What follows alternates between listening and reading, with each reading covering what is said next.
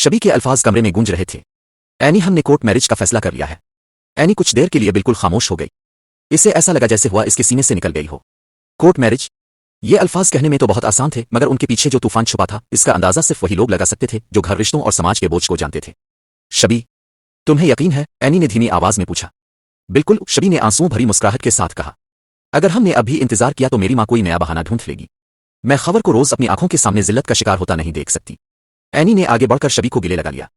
तुमने बहुत हिम्मत का फैसला किया है, लेकिन याद रखो यह रास्ता आसान नहीं होगा।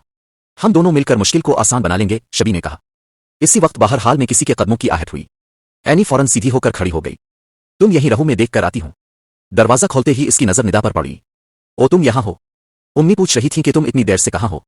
बस कर रही हूं, एनी ने खुद को संभालते हुए कहा। इस रात एनी अपने कमरे में अकेली बैठी रही। जहन में सिर्फ एक ही चेहरा घूम रहा था, ज़ावियर।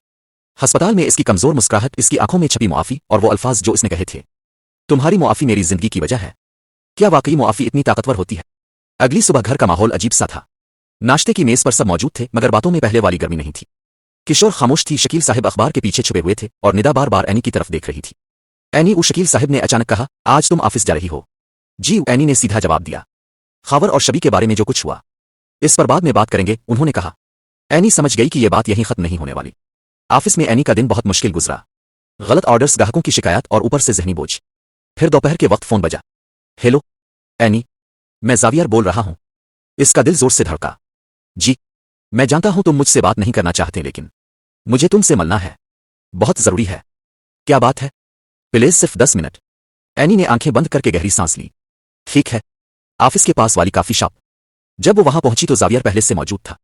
अभी भी चलने में हल्की सी लड़खड़ाहट थी। एनी का दिल पिघल गया, मगर उसने चेहरा सख्त रखा।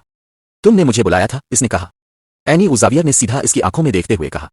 मैं तुमसे कोई शको कोई मुतालबा करने नहीं आया, बस एक बात कहना चाहता हूं। कहो।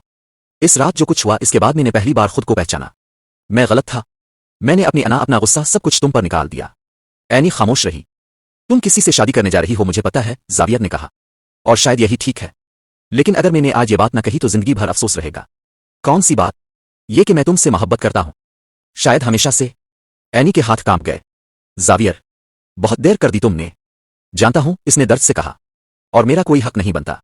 बस इतना जानना चाहता हूं, क्या तुम कभी मुझे मुआफ कर सकोगी? एनी की आंखों में आंसू आ गए। मैंने तुम्हें कब का मुआफ कर दिया था, लेकिन मुआफी का मतलब यह नहीं होता कि सब कुछ पहले जैसा हो जाए। ज़ावियर ने सर झुका लिया। शुक्रिया, ये मेरे लिए काफी है। वो उठकर जाने लगा। ज़ावियर, एनी ने पुकारा। वो राग गया। अपनी जिंदगी बर्बाद मत करना, इसने कहा, और किसी और को भी मत तोड़ना। ज़ावियर ने हल्की सी मुस्कुराहट के साथ सर हिला दिया। इसी दौरान शबी और खबर अपनी जिंदगी का सबसे बड़ा फैसला कर चुके थे। अदालत में सिर्फ 2 गवाह, एक काजी और 2 दिल, जो खौफ और उम्मीद दोनों से भरे हुए थे। निकाह कबूल है? कबूल है, दोनों ने एक साथ कहा। जब यह खबर घर पहुंची तो क़यामत आ गई। किशोर चीख चीख कर रोने लगी। तुमने मेरी इज्जत मिट्टी में मिला दी। शकील साहब खामोश थे, मगर उनकी आंखों में गुस्सा साफ नजर आ रहा था। आज से शबी इस घर का हिस्सा नहीं, किशोर ने ऐलान कर दिया। एनी आगे बढ़कर बोली, उम्मी, ये इंसाफ नहीं। तुम चुप रहो, किशोर ने काट दिया। तुम्हारी जिंदगी पहले ही तबाह हो चुकी है, मेरी बेटी को भी ले डबोगी। ये अल्फाज एनी के दिल में छुरी की तरह लगे। कुछ दिन बाद शबी घर छोड़कर खबर के साथ चली गई। छोटा सा फ्लैट, मगर इज्जत और सुकून से भरा हुआ। वक्त गुजरता गया। गुस्से की जगह खामोशी ने ले ली। किशोर बीमार रहने लगी। शकील साहब पहली बार समझ पाए कि जिद किस तरह घर उजाड़ती है। एक शाम वो एनी के कमरे में आए। एनी, मैंने बहुत गलतियां की हैं। एनी खामोशी से सुनती रही। शबी खुश है, उन्होंने कहा, और शायद यही सबसे जरूरी बात है। किशोर ने भी आहिस्ता आहिस्ता दिल नरम किया। एक दिन वो खुद शबी के घर गई। दरवाजा खबर ने खोला। क्या मैं अंदर आ सकती हूं? किशोर ने बोझल आवाज में पूछा। खबर ने सर झुकाकर रास्ता दे दिया। एनी अपनी जिंदगी में एक नया सफर शुरू कर चुकी थी। काम में तरक्की, दिल में सुकून। ज़ावियर से कभी कभार मुलाकात होती, मगर दोनों जानते थे कि कुछ कहानियां सिर्फ अधूरी रहने के लिए होती है। एक शाम शूटिंग स्टार देखकर एनी ने मुस्कुराते हुए कहा, शुक्र है, मैंने मुआफ करना सीख लिया। क्योंकि कभी कभी मोहब्बत का अंजाम मिलन नहीं, बल्कि सुकून होता है।